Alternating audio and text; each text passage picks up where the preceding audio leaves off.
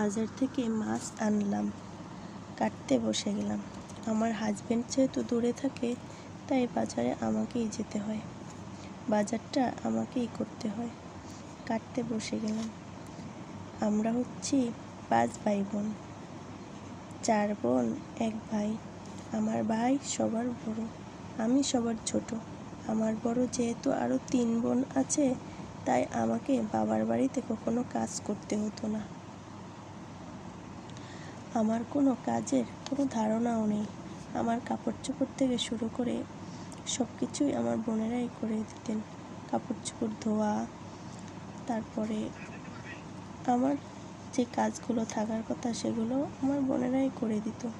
শ্বশুরবাড়িতে এসে সব কাজ শিখলাম, শাশুড়ির সাথে সাথে সর্বক্ষণ থাকতাম। তো মাছগুলো আমি কেটে নিলাম। তো মাছের এটা হচ্ছে পাবদা মাছ। পাবদা মাছের উপরে একটা আবরণের মতো থাকে, তো এই আবরণটা আমি পরিষ্কার করলাম একটুখানি লবণ এবং চা পাতি দিয়ে। তো কীভাবে দেখাই দিলাম আপনাদেরকে।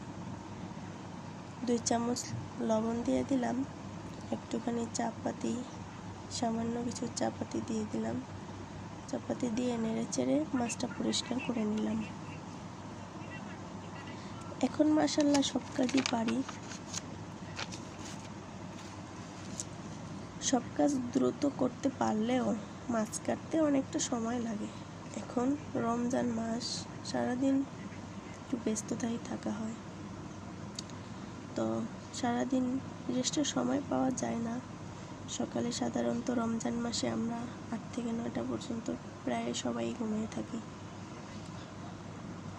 তো সকালে আমি উঠি 8টা বাজে, বাচ্চাদের আবার মাদ্রাসায় দিয়ে আসতে হয়। 8টা বাজে উঠে বাচ্চাদের রেডি করে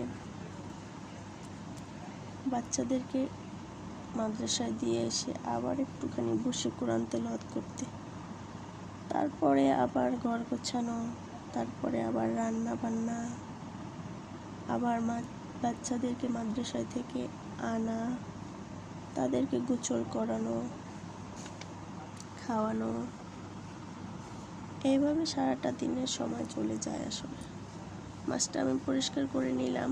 তো এখন আমি হলুদ, মরিচ, লবণ মাখিয়ে নিলাম। তো এখন আমি ভেজে নেব। তো বাইরে বাচ্চাদের মাদ্রাসায় নিয়ে যাওয়া আসা এটাও আমাকে করতে হয়, ঘরের কাজগুলো আমাকে করতে হয়, যেহেতু আমার ঘরে সাহায্য করার মতো আর কেউ নেই, এজন্য সব আমাকেই করতে হয়। সারাদিন এভাবেই ব্যস্ততার মাঝে কেটে যায়।